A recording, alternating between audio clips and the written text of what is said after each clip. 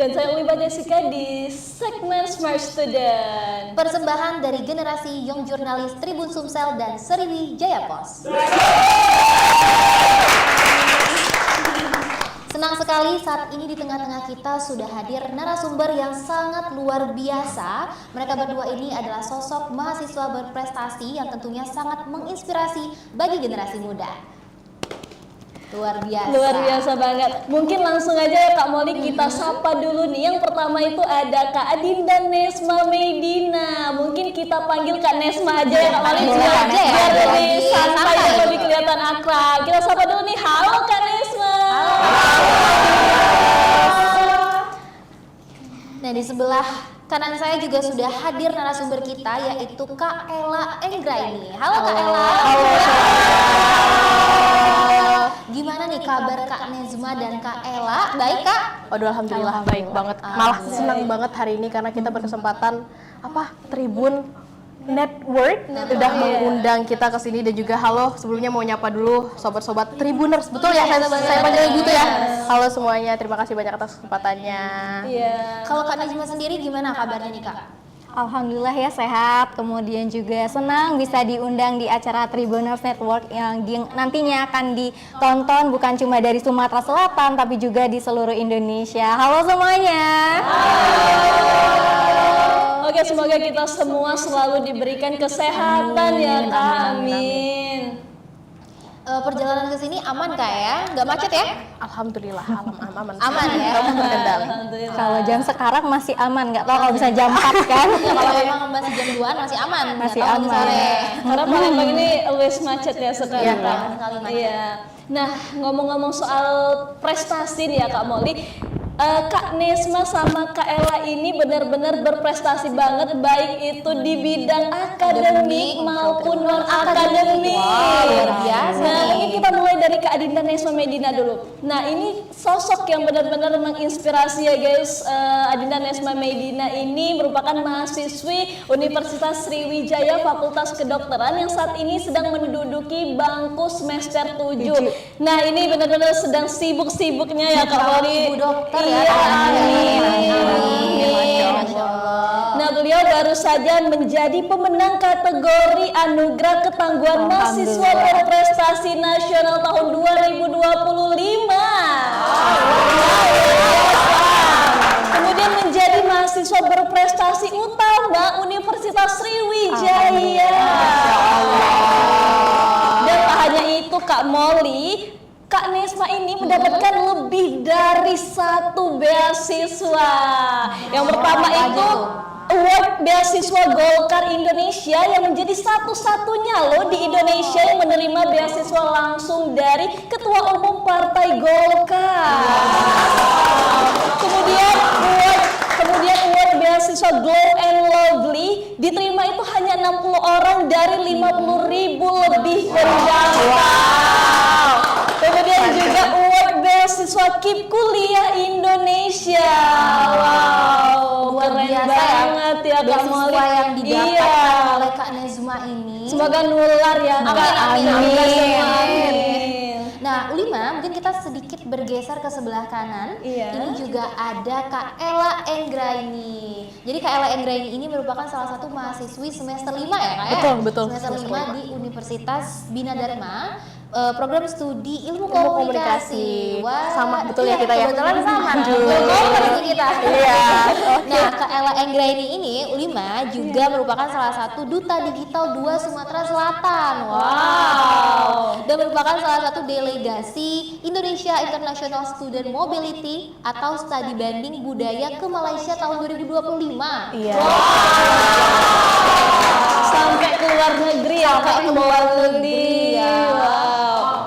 Nah, ngomong-ngomong soal tadi, Ulima tuh meng-highlight bahwa Kak Nesma ini menjadi pemenang kategori Anugerah Ketangguhan Mahasiswa Berprestasi Nasional. Sebenarnya seberapa tangguh sih Kak Nesma ini ya? Iya, apa sih yang menjadi kriteria sampai Kak Nesma ini terpilih menjadi kategori Anugerah Ketangguhan? Boleh dong Kak Nesma diceritain? Oke, terima kasih ya teman-teman untuk pertanyaannya. Jadi di dalam pemilihan mahasiswa berprestasi, kita meng-highlight bahwasanya definisi dari mahasiswa berprestasi bukan cuma ketika kita itu dikalungkan medali atau ketika kita naik turun diterimakan penghargaan, itu bukan. Tetapi definisi dari mahasiswa berprestasi itu adalah ketika kita memiliki pengakuan dalam hal akademik dan non-akademik yang berkontribusi nyata untuk masyarakat baik yang di sekitar kita maupun secara nasional dan global. Selain itu ada karya cipta tulis yang bisa dituangkan untuk berdampak bagi nasional maupun global. Ditambah dengan kemampuan kita menyampaikan hasil karya kita itu dalam lisan, bahasa Indonesia dan bahasa internasional, bahasa Inggris. Kategori-kategori dalam pemilihan mahasiswa berprestasi tidak hanya terbatas pada juara 1 sampai dengan harapan 5, tetapi ada juga kategori-kategori yang didapat berdasarkan penilaian dari Dewan Juri. Nah, penilaian dari Dewan Juri itu ada 3 komponen utama di Palmapres ya. Yang pertama ada capaian unggulan. Kalau kita berbicara capaian unggulan, itulah sertifikat-sertifikat kita. Itu maksimal 10, walaupun kita punya 100 penghargaan, itu yang bisa kita masukkan adalah 10 dan maksimal itu 4 per bidang. Jadi nggak semuanya itu kompetisi, ada 7 capaian unggulan yang bisa kita masukkan. Nah, yang kedua itu adalah gagasan karya. Jadi kita menuliskan karya tulis ilmiah mengenai topik-topik pembangunan, yaitu SDGs 2030. Di sini saya mengangkat topik yaitu malaria dan filariasis di daerah timur Indonesia. Dan yang ketiga adalah bahasa Inggris. Jadi kita berkomunikasi dengan teman-teman kita dalam bahasa Inggris dalam satu topik yang kita presentasikan. Nah, selain itu juga ada penilaian-penilaian lain. Yang pertama adalah kepatutan. Bagaimana kita berinteraksi dengan teman sebaya, bagaimana kita berinteraksi dengan yang lebih tua dibandingkan kita dan yang lebih memiliki ilmu yang lebih tinggi lah daripada kita, itu bagaimana cara kita berinteraksi. Dan yang terakhir adalah penilaian bagaimana rekam jejak. Nah, di sini saya alhamdulillah mendapatkan kategori ketangguhan di tingkat Pilmapres nasional. Kenapa saya bisa mendapatkan penghargaan itu? Sebenarnya untuk penilaian asli dari Dewan Juri saya tidak tahu ya, tetapi yang saya rasakan kenapa saya bisa mendapatkan anugerah ketangguhan itu sendiri dari rekam jejak saya. Pada saat saya duduk di bangku SD, saya sudah mengikuti kompetisi-kompetisi baik itu internal dari dalam sekolah ataupun di luar sekolah. Di samping itu, waktu saya SMP sampai dengan SMA juga saya aktif dalam kompetisi-kompetisi sampai dengan saya masuk di perguruan tinggi FK Unsri. Dan saya di sini mematahkan stigma bahwasanya menjadi seorang dokter itu hanya untuk kalangan orang kaya. Karena saya pribadi, saya datang dari keluarga sederhana, ayah saya sudah lama tidak bekerja dan ibu saya cuma seorang ART. Disitulah saya mulai berpikir bagaimana saya ingin meningkatkan taraf keluarga saya, bagaimana saya ingin mengangkat derajat keluarga saya dengan cara saya berprestasi dan saya tidak pernah menyerah dengan kegagalan-kegagalan yang saya alami. Pada saat saya duduk di bangku SMP, ayah saya mengalami kecelakaan dan saya harus berpikir untuk membayarkan uang komite dengan cara saya mengikuti kompetisi-kompetisi yang nantinya uang tersebut bisa saya gunakan untuk membayar uang sekolah saya. Pada saat saya duduk di bangku SMA sama itu ada uang komite dan itu juga saya bayarkan dengan uang kompetisi-kompetisi yang saya ikuti dan saya mendapatkan beasiswa. Dan pada saat saya ingin kuliah saya dipatahkan semangat saya bahwasanya menjadi seorang dokter itu hanya keluarga kaya. Tetapi qadarullah saya bertemu dengan Bapak Airlangga Hartarto dan mendapatkan beasiswa sampai dengan lulus kuliah bahkan sampai dengan saat ini dari Partai Golkar Indonesia. Luar biasa ya perjalanan Kak Nezma ini, karena memang beliau ini sudah sangat aktif dari kecil Kak ya. Alhamdulillah. Jadi memang beasiswa-beasiswa yang beliau dapatkan juga sangat Memang pantas beliau dapatkan ya Kak. atas kontribusi dan dedikasinya selama ini. Luar biasa banget. Sangat menginspirasi sekali bagi Tribuners. Iya Kak. Nah mungkin kita bergeser sedikit ke Kak Ella. Kak Ella, tadi kan saya sempat highlight nih kalau Kak Ella ini merupakan salah satu duta digital intelektual Sumatera Selatan. Nah kira-kira apa sih Kak itu duta intelektual digital itu? Mungkin boleh Kak Ella kasih tahu ke Tribuners. Oke, sekarang yang kita tahu betul ya, Mbak siapa namanya? Mbak Molly dan juga Mbak siapa? Ulima. Mbak Ulima, kita tahu betul sekarang bahwa kita itu lagi hidup di ranah di eranya digital dan sekarang kita tahu betul sekarang lagi gencar-gencarnya dunia AI dan segala macamnya. Dan yang kita tahu nggak semua orang itu paham bagaimana menggunakannya secara baik dan beretika dalam ruang digital kalau kita bilang gitu. Dan kita sebagai generasi muda itu seharusnya terjun langsung, saya rasa, karena sekarang minim adanya kesadaran dari kita punya generasi muda akan keterlibatan penting kita dalam ranah digital. Karena mungkin kita ambil simple contoh aja kayak dunia AI sekarang itu nggak hanya akses kita doang, tapi juga orang-orang tua yang dimana mereka itu bukan dalam begitu pesat dalam pemrosesan digital, jadi mereka cukup butuh lama prosesnya. Nah, harusnya kita yang menjadi agen muda yang terjun secara langsung untuk bisa memberikan edukasi yang lebih paham, yang harus bisa lebih lebih friendly dengan masyarakat luas dan ibu-ibu. Mungkin sekarang kita bisa kenal dengan banyak sosmed, salah satunya kalau misal ibu-ibu sering gunakan itu Facebook ya. Banyak AI yang bertebaran di sana yang sebetulnya kalau misal kita lihat itu sebenarnya impact-nya tidak begitu signifikan, tapi hal-hal yang kecil inilah yang mulai perlahan naik di banyak generasi muda juga tentunya, dan dimana itu tuh AI sekarang banyak melibatkan banyak hoax yang sebetulnya itu bisa berimpact yang terlihatnya kecil, sebetulnya juga itu berimpact luar biasa dengan kita sekarang. Salah satunya dengan kemarin ada AI terkait pemilihan presiden, terus juga yang lainnya juga case kliennya. Kalau itu kan dari pihaknya, POV-nya dari orang tua. Kalau anak muda juga tentunya banyak banget teman-teman. Mungkin kita sekarang banyak di Instagram, TikTok dan semacamnya, mungkinnya YouTube, kita suka buka itu sosial media, dan juga sekarang impactnya mungkin kita nggak kerasa, tapi mental health terkadang kena, di mana kita suka konsumsi banyak media yang sebetulnya nggak harus kita konsumsi, video-video atau apapun itulah terkait mungkin kok orang bisa lebih sukses ya, kok orang kok bisa lebih upgrade dibandingkan aku, padahal kita proses startnya sama gitu. Dan itu yang terkadang harusnya media yang kita gunakan itu untuk improve diri kita ataupun upgrade kita punya personal branding, tapi terkadang kita menggunakan dengan hal yang salah. Itu salah satu hal simple ataupun contoh kecil ya, for example, tapi banyak juga case lainnya yang harus kita pecahkan gitu.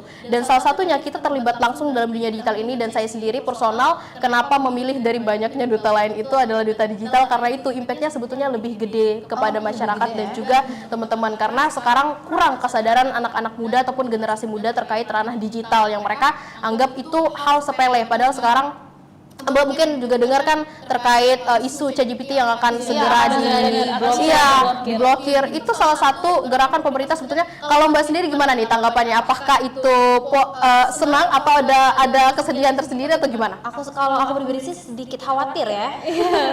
Sedikit khawatir, kenapa tuh? Karena memang AI atau ChatGPT ini sangat membantu aku dalam beberapa tugas.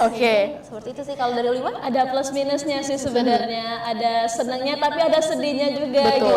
Karena lebih mudah kita tuh mencari informasi lewat AI dibanding dari langsung dari Google-nya gitu. Dan menurut saya ini betul, ini kurangnya keterlibatan kita sebagai generasi muda, young age. Jadi dimana kalau misal kita ingin terlibat langsung, sebetulnya itu tuh ada banyak impact positifnya, dan juga sebetulnya ada juga impact negatifnya. Positifnya kita bisa mengasah kita punya critical thinking. Jadi nggak semata-mata kalau cari satu topik itu langsung di copy and then kita kirim ke segala macamnya. Tapi kan itu bisa jadi pancingan terkait kita punya critical thinking atau semacamnya, ide atau apapun itu. Dan dibalik itu juga AI dan yang lainnya. Itu tuh sebetulnya kalau kita bisa menggunakan dengan sebaik mungkin, itu juga berimpact luar biasa kepada kita. Nah, itu tadi adalah dorongan dari anak-anak muda, generasi kita yang harus lebih dulu mendahului memberikan banyak terkait edukasi terkait literasi digital, dan juga bagaimana beretika, cerdas, dan juga tangkap dalam menggunakan digital, begitu sih. Berarti duta digital intelektual ini hadir di ranah digital. Betul. Luar biasa banget ya Kak Molly. Dan aku tadi juga highlight juga kalau kakak ini baru saja menjadi delegasi studi banding dan budaya ke UPSI Malaysia. Iya betul, itu kegiatannya cukup luar biasa juga. Tentunya juga ada keterlibatan daripada kita punya instansi. Saya punya instansi itu yang melibatkan secara langsung. Alhamdulillah sebetulnya kegiatan itu tidak hanya melibatkan 2 negara, tapi 3 negara sekaligus. Kemarin itu ada Uzbekistan yang kita tahu. Kalau misal Malaysia mungkin kita dengar kayak udahlah mungkin cukup mudah lah kita bisa survive karena bahasanya masih Melayu. Tapi sebetulnya teman-teman cukup sulit harus survive karena bahasa Uzbekistan itu sangat-sangat jauh berbeda. Jadi yang kita gunakan tentunya adalah bahasa Inggris, alhamdulillahnya. Jadi itu pentingnya tadi mungkin ke highlight juga dari Mbak siapa namanya tadi? Ya, Nisma terkait pentingnya bahasa Inggris juga tentunya, dan yang saya highlight juga terkait perbandingan budaya di sana. Jadi teman-teman, kemarin juga saya sempat hadir di acara museum keliling yang diselenggarakan oleh pemerintahan bagian pembudayaan. Jadi kemarin itu banyak yang di highlight terkait juga minat kita generasi muda terkait kebudayaan yang ada ataupun lokal yang kita punya. Nah, sempat disampaikan sama Bapak narasumbernya kemarin bahwasanya minat kita terkait budaya kita sendiri itu sangat-sangat minim. Sedangkan teman-teman di luar ataupun terkhususnya di Malaysia itu lebih tertarik. Jadi saya memberikan banyak argumen juga terkait bahwasanya ada betul yang Bapak itu bilang bahwasanya interest kita sebagai anak muda kepada kita punya budaya lokal itu berkebanding terbalik dengan mereka yang ada di luar sana. Jadi kemarin sempat ada, tentunya karena ini pentas budaya, jadi kita ada sempat pentas budaya terkhususnya di Sumatera Selatan. Saya memakai apa namanya gendi segala macam ya kan. Ya, ada Sumatera Selatan. Jadi kemarin juga sebetulnya di pentas itu mungkin memang ke-highlight hanya 3 negara, tapi sebetulnya masih ada negara India, negara Cina, dan beberapa negara lainnya juga yang ikut tergabung di dalam sana. Jadi banyak kita bisa melihat banyak budaya dari berbagai macam pakaian, kemudian gerakan tarian ataupun nyanyiannya. Jadi yang paling sangat-sangat juga diinteresin sama mahasiswa di sana adalah kita punya pakaian, kita punya gerakan tari, kita punya nyanyian. Iya, karena memang punya kita itu luar biasa cantik teman-teman kalau dibandingkan sama teman-teman yang lain di sana. Jadi kok bisa? Jadi highlight saya adalah kok bisa teman-teman di sana lebih tertarik dengan kita punya budaya kebanding kita sendiri sebagai anak muda. Dan saya ketika di sana itu sempat juga tentunya karena itu kegiatan budaya mampir ke mereka punya museum. Itu luar biasanya, museumnya sangat menarik. Baru itu telapak kaki selangkah di sana sudah bisa merasakan perbedaannya dengan kita punya museum. Mohon maaf, museum di Sumatera Selatan. Bukan maksud untuk nge-compare, tapi betul adanya bahwasanya entah itu kurang kesadaran daripada pemerintah untuk bisa Sumatera Selatan untuk bisa mengupgrade kita punya museum untuk bisa menarik banyak orang, atau seperti apa saya kurang tahu, tapi tidak bisa disalahkan hanya generasi muda saja sebetulnya, karena memang dari pemerintah pun sama, gimana caranya kita harusnya bisa mengupgrade kita punya sesimpel museum dan segala macam. Jadi minat kita terkait budaya kita itu semakin tinggi dan betul, dan banyak budaya lainnya saya pelajari juga di sana begitu. Luar biasa ya Kak Moli. Tepuk tangan buat kita semua di sini. Oke, Kak Moli. Ngomong-ngomong soal tadi, Ulima tuh seneng banget bisa ngobrol langsung dengan Kak Nesma dan Kak Ella, karena benar-benar keren banget dan benar-benar menginspirasi. Tentunya banyak sekali ya Kak Nesma, Kak Ella, mahasiswa-mahasiswi yang ingin berprestasi, ingin berkembang, tapi bingung gitu mau mulainya dari mana, termasuk saya sendiri. Nah, jadi harapannya kehadiran dan kedatangan Kak Nesma dan Kak Ella di sini itu bisa menginspirasi kita semua dan Tribuners yang menonton di sini. Oke. Nah, mungkin kalau dari Kak Nesma dan Kak Ella ini kira-kira pernah nggak sih terpikirkan kalau mungkin di masa depan nanti bakalan jadi mahasiswa berprestasi? Atau pernah nggak sih punya ekspektasi seperti itu? Atau memang kayak ngikutin alur aja ya, nggak ada planning aku mau jadi mahasiswa berprestasi nanti pas gedenya gitu, pas jadi mahasiswa gitu. Kalau Kak Ella sama Kak Nesma kira-kira gimana nih, atau emang udah di planning dari kecil, atau ya udahlah ikut alurnya aja gitu, ikut lomba aja gitu. Mungkin boleh dulu Kak Nesma dulu. Kalau dari aku pribadi, waktu aku pertama kali mau masuk SMA, itu kan aku ditolak ya di SMA impian aku. Nah, di situ aku udah punya starting point, aku mau masuk ke Fakultas Kedokteran Universitas Sriwijaya. Salah satu FK terbaik di Pulau Sumatera. Saat itu juga waktu saya masuk ke SMA, waktu masuk SMA, kemudian saya lihat di sosial media, saya melihat banyak paparan mahasiswa berprestasi dari universitas lain ataupun dari Universitas Sriwijaya yang mendapatkan kesempatan itu bukan cuma nantinya untuk dirinya pribadi, tapi juga untuk orang lain. Nah, salah satunya untuk dirinya pribadi itu adalah beasiswa. Nah, disitulah saya terpikir, oh kalau misalnya saya berprestasi, saya bisa membuka banyak peluang. Nah, di situ. Maka dari itu waktu saya SMA, saya itu udah mulai aktif untuk mengikuti kompetisi yang alhamdulillah waktu saya SMA itu saya 50 prestasi dan penghargaan dari tingkat kota sampai dengan tingkat internasional pada saat saya masih di bangku SMA tadi. Nah, kemudian alhamdulillah saya diterima di FK Unsri pada tahun 2022. Pada saat saya masuk di FK Unsri itu, saya mulai menuliskan planning saya dari mulai jangka pendek ya U5 ya, kemudian jangka menengah sampai dengan jangka panjang. Nah, salah satu jangka pendek saya pada saat itu, saya ingin pada tahun pertama saya memiliki ilmu untuk mulai menulis. Karena salah satu penilaian di Filmapres itu kan adalah tulisan dan juga karya sama pemenang ya. Pemenangnya itu saya maunya diambil di ilmiah. Ilmiah di situ. Makanya saya mulai ikut pelatihan-pelatihan pada tahun pertama. Tahun kedua saya planning, saya mau pada tahun kedua saya mulai ikut lomba. Saya ikut lomba kalah itu sekitar 8 kali dalam tahun itu, 8 kali berturut-turut itu saya kalah. Tapi saya tidak berhenti, saya tetap mencoba dan saya terus belajar dari situ. Saya nggak menghentikan tujuan saya. Kemudian di jangka menengah, saya mulai berpikir, waktunya ini untuk persiapan Filmapres. Saya mulai menulis, membuatkan gagasan karya, saya menyusun portofolio saya, dan saya mulai mencari tahu informasi-informasi. Jadi kalau ditanya, ini sejak kapan impian saya, sejak saya duduk di bangku SMP pun ini sudah jadi impian saya. Luar biasa. Jadi Kak Najma ini U5 dia sangat tersusun ya. Iya, tersusun, tersistematis banget.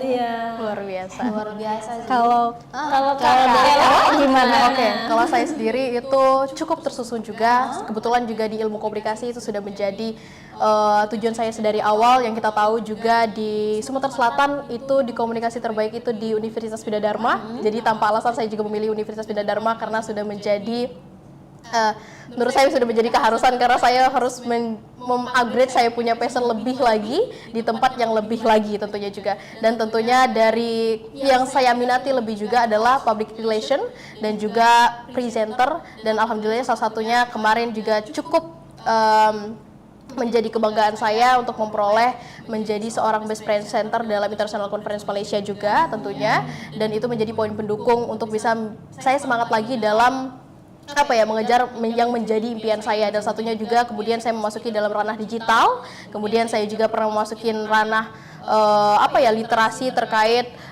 yang kita perlukan dalam hal kemarin ada Mapres segala macamnya, dan juga dalam ranah MC dan segala macamnya, dan juga terkhususnya dalam ilmu komunikasi lah, itu dalam jangkauan saya begitu. Berarti emang sangat linear ya dengan Iya. apa yang Kakak inginkan Betul. dulu. Iya, Memang ada tersusun ya komunikasi. ilmu komunikasi Memang tersusnya suka di sana. dengan komunikasi ya Kak. Ya pas berarti pesan buat kita semua di sini jangan pantang menyerah ya Kak Nesma. Gagal tetap coba lagi. Betul banget. Nah, mungkin selanjutnya U5 kita penasaran nih. Kalau Kak Nezma sama Kak Ella ini punya nggak sih support system selama perjalanan dari awal sampai di titik ini? Kira-kira siapa yang Iya, support karena system? kan kita tuh semua pasti pernah di posisi rasa capek, rasa jenuh, rasa lelah, mungkin rasa ingin nyerah. Tapi pasti ada dong support system di balik itu. Di balik itu Iya, ya? di balik itu yang menguatkan Kak Nesma sama Kak Ella ini. Oke. Boleh dari mungkin tadi Kak Ella Kak dulu. Nesma kita Ya, dulu. oke. Baik. Jadi untuk support system sendiri sebetulnya tentunya kita mungkin semuanya sama ya, tentunya orang tua. Jadi Iya, pastinya. saya pun demikian, tinggal jauh dari orang tua itu sudah sedari SMP. Jadi untuk bisa to get a better educational guys, jadi untuk mendapatkan lebih banyak lagi kesempatan dalam dunia edukasi, saya memutuskan untuk jadi dari orang tua karena wilayah saya di sana, mohon maaf, itu cukup ketinggalan dalam ranah pendidikan. Daerah mana? Iya, Kalau betul. boleh tahu? Itu dia di Lubuk Linggau tapi agak sonoan kalau kita bilang, ya, agak di pedalamannya begitu. Jadi kalau untuk kita mencari kita punya pendidikan itu cukup jauh gitu, nggak banyak opportunity. Dia harus keluar dulu Iya betul, dan mereka yang menguatkan saya sebetulnya sedari awal karena saya adalah orang yang nggak bisa jauh dari orang tua, tapi ya jadi cukup berat dari awal perjalanan karena jauh dari orang tua, tapi alhamdulillah karena saya punya tujuan tadinya jelas adalah untuk mendapatkan pendidikan yang lebih lagi ke depannya. Dan alhamdulillah itu terbukti sampai dengan sekarang. Saya perlahan-lahan untuk bisa mencapai saya punya goals ke depannya, dan ya itu tadi kalau misal ditanya yang pasti dan nggak lain adalah orang tua. Orang tua, pasti orang tua ya Kak. Iya, betul. Ya. Kalau Kak Nesma apakah sama gitu? Pastinya sama ya Kak. Kalau support system yang utama ya sama ya dari kedua orang tua. Tapi kalau kita bicara tentang dukungan, support system itu bukan cuma dari hal eksternal aja, tapi dari diri pribadi. Jadi support system yang utama itu adalah diri kita sendiri, karena bayangan kita sendiri pun bakal ninggalin kita. Kalau misalnya kita lagi di posisi yang lagi gelap, nah itu bakal ditinggalin kan oleh bayangan kita sendiri. Nah gitu juga support system itu bukan cuma dari eksternal tapi juga dari internal diri sendiri. Dan yang paling utama tadi kedua orang tua. Bagaimanapun doa orang tua itu adalah doa yang pertama kali dijabah. Itu. Kemudian juga support system dari universitas, dari instansi pendidikan, dan juga tim beasiswa dari Glow and Lovely dan juga dari Partai Golkar Indonesia. Itu salah satu support sistem yang tidak pernah meninggalkan, karena di Glow and Lovely dan Hosi Zora Foundation itu beasiswanya untuk teman-teman yang nantinya berminat mengikuti beasiswa ini, seluruh wanita di Indonesia, kita beritahu bahwasannya beasiswa itu bukan hanya segi material tapi juga ada capacity building. Jadi nantinya akan ada pelatihan-pelatihan yang berguna. Nah, di samping itu ada juga dukungan support system yang nanti datang dari kakak-kakak dari bintang beasiswa itu. Jadi teman-teman boleh untuk mulai cari informasi terkait dengan GAL bintang beasiswa. Iya, luar biasa banget. Jadi intinya Kak Maulia, kita tuh memang benar-benar harus menguatkan diri kita terlebih dahulu. Support system kita tuh adalah diri kita, mulai dari diri kita sendiri dulu. Nah, tapi ada nggak sih Kak tantangan yang pernah Dihadapin ya? Iya, tantangan yang pernah dihadapin yang bikin down gitu selama sampai di titik ini gitu. Mungkin boleh diceritain ke Tribuners, Iya, Kak, ke Tribuners gimana? dan Iya. tantangan. Dan bagaimana Kak Neswa sama Kak Ella ini menghadapinya? Untuk bangkit ya dari Iya, untuk rasa itu. bangkit, untuk kembali bersinar lagi pastinya. Kalau bicara tantangan, hari ini pun kita juga punya tantangan ya pastinya. Dan kita punya penyelesaian masing-masing, baik itu dari individu maupun dari teman-teman kita, dari sekitar kita, dari keluarga kita. Nah, tantangan terbesar itu dimulai dari diri kita sendiri, sekali lagi dari diri kita sendiri. Jadi kalau misalnya kita lagi banyak kegiatan atau kita banyak masalah, kita bakal ada di satu titik yang sangat capek lah, burnout ya. Burnout, dimana kita mau menarik diri dari semua lingkungan. Nah, itu adalah tantangan terbesar. Karena dengan adanya burnout berarti kita menunda seluruh pekerjaan kita. Nah, bagaimana kita mengatasi burnout? Kalau aku pribadi ya, Ulima, dan juga Kak Molly.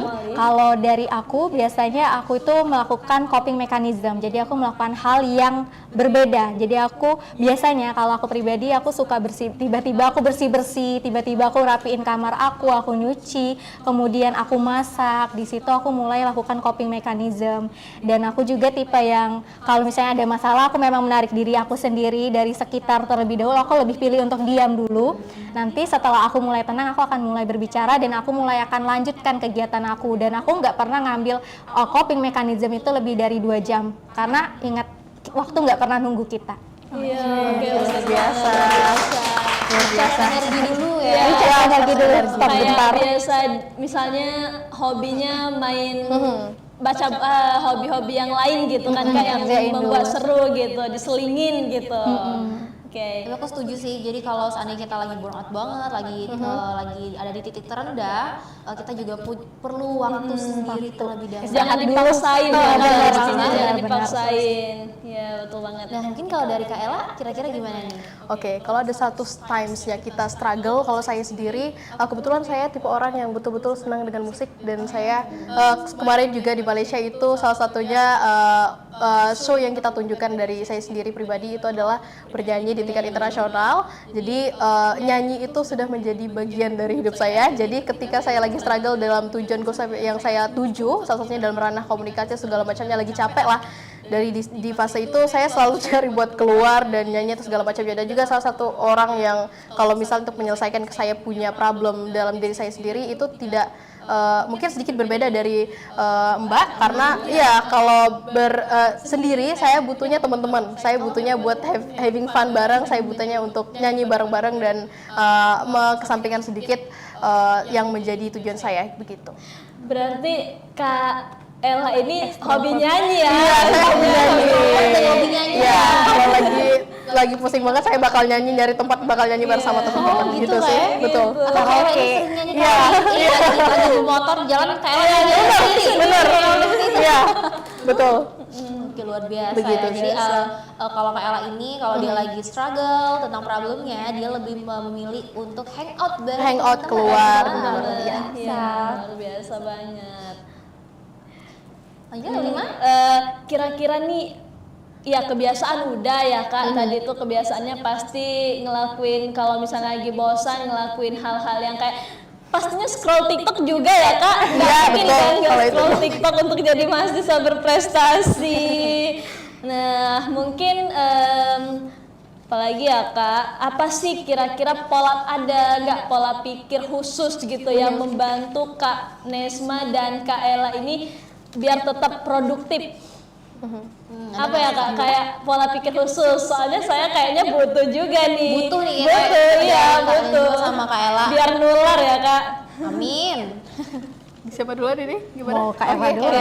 Boleh. Oke, jadi saya ada salah satu fase di mana saya benar-benar udah aduh capek banget. Kita kan kalau anak komunikasi kan selalu suka di depan media atau segala macamnya. Terkadang kita juga ada fase di mana aduh lagi pengen break dulu gitu. Saya pernah baca satu buku, bukunya Brianna Wiest, 101 Essay. Dia pernah bilang bahwasanya if you want to change your life, you need to change the way you think. If you want to change the way you think, then change your belief. How change your belief? Put yourself out there and get experience things. Jadi dia bilang bahwasanya kalau kamu want to change your life, kalau kamu mau merubah hidup kamu, you change your think. Rubah pikiran kamu.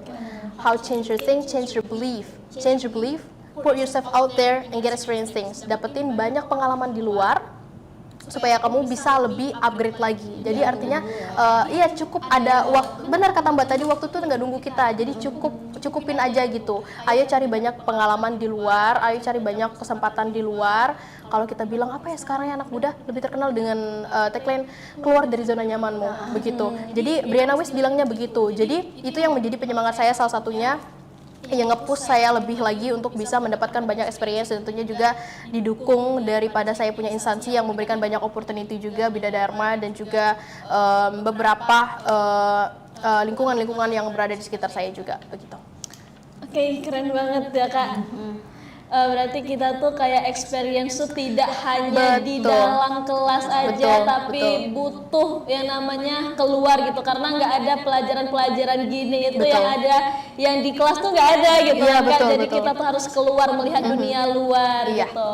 Boleh untuk sekarang Kak Nesma. Kalau aku sendiri tadi ya, waktu itu nggak pernah nunggu kita. Jadi kita harus lakuin semuanya itu sudah terukur dan pasti akan kita lakuin. Jadi kalau aku sih pagi-pagi jam 3, itu aku bangun pagi jam 3. Itu aku udah mulai nulis planner. Oh jam 3 sampai jam 5 aku mau review IT. IT itu kuliah. Nah terus jam 5 sampai 6 aku mau siap-siap kuliah nih. Jam 7 sampai dengan jam 4 aku kuliah. Nanti lanjut lagi sekian aku udah susun dari situ. Karena apa harus tersusun jadwal kita? Itu tujuannya tadi biar kita tahu apa yang mau kita capai dalam hari itu. Jadi kegiatan kita dalam satu hari itu produktif. Nah, mindset itu tadi adalah waktu nggak pernah nunggu kita. Jadi mulailah lebih awal, bangunlah lebih awal, dan kerjakan yang sudah kamu impikan. Wah, Luar luar biasa. biasa. Manage waktu Kak Iya. Najma juga sangat-sangat tersusun. Wah. Intinya gini ya Kak Molly, kalau kita mau berprestasi sebenarnya bukan tentang kepintaran, tapi kita tuh kuncinya harus rajin. Itulah Harus lawan kuncinya. rasa malas Iya, diri sendiri sih bener sebenarnya, banget. ya. Betul. Nah, pastinya aku yakin banget yang menonton, yang mendengar Tribuners yang ada di rumah itu pasti bakalan termotivasi setelah mendengar Tribuners bakal jadiin Kak Najma sama Kak Ella ini role model mereka. Termasuk aku sih kayaknya. Iya, nah baik, mungkin kita udah di penghujung perbincangan, tapi sebelum itu kita relax sedikit biar nggak Jangan tegang, tegang jangan banget tegang dong. banget Iya. dong. Nah, kita akan main game nih Kak. Game apa tuh? Gamenya itu game jawab cepat dalam satu kalimat. Nah nanti jawabnya itu harus cepat setelah aku udah berikan pertanyaan, ya Kak?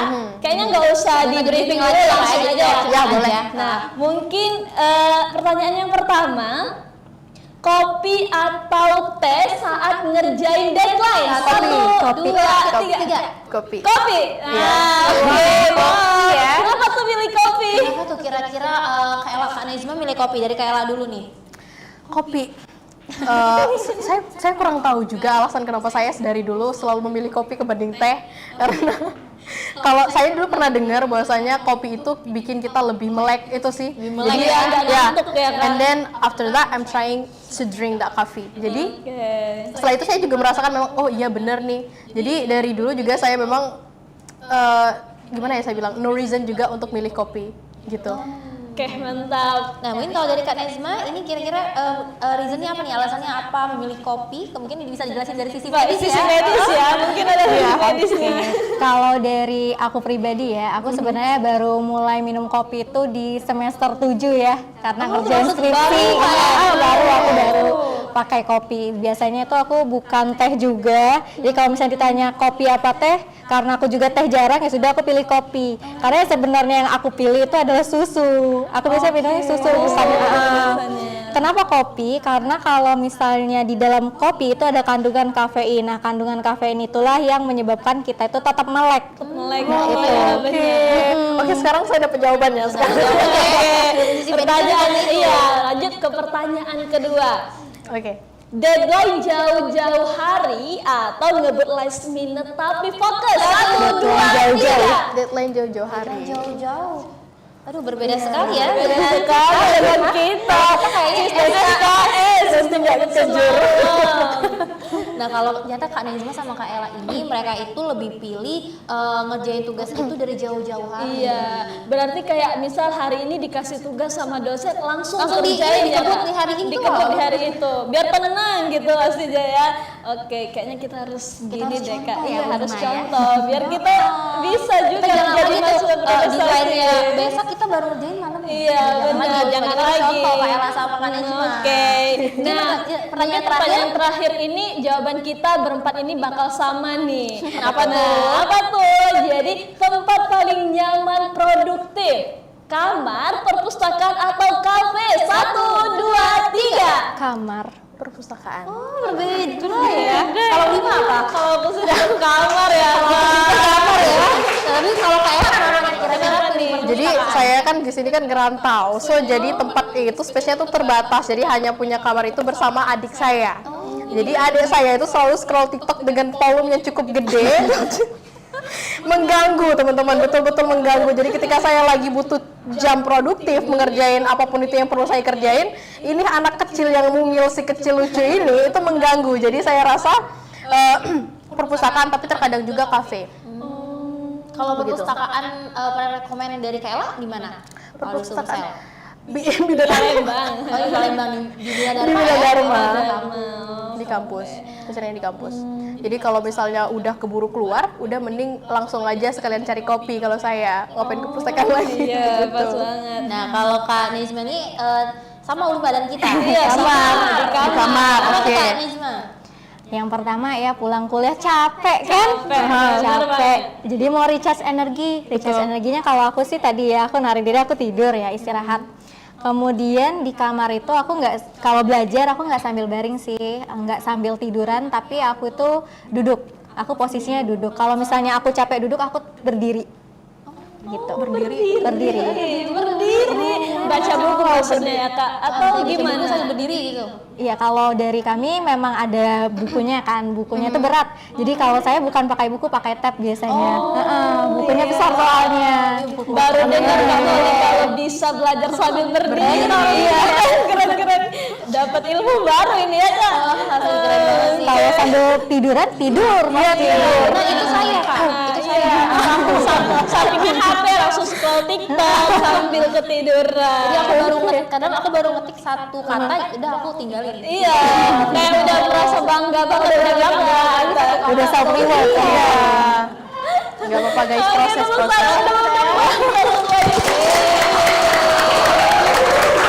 Masya Allah, luar biasa sekali obrolan kita pada hari ini. Banyak hal penting, banyak pelajaran yang kita dapat dari Kak Ella dan Kak Nesma. Baik dalam menghadapi tantangan, manajemen waktu, sampai ke mindset, sampai bisa berkembang dan menjadi mahasiswa berprestasi. Nah, sebelumnya kami ucapkan terima kasih sekali lagi kepada Kak Nesma dan Kak Ella yang sudah hadir dan berbagi inspirasi tentunya bagi Tribuners. Semoga perjalanan prestasi dari Kak Nesma dan juga Kak Ella akan terus bersinar dan terus membawa dampak bagi dunia pendidikan. Tepuk tangan dulu dong.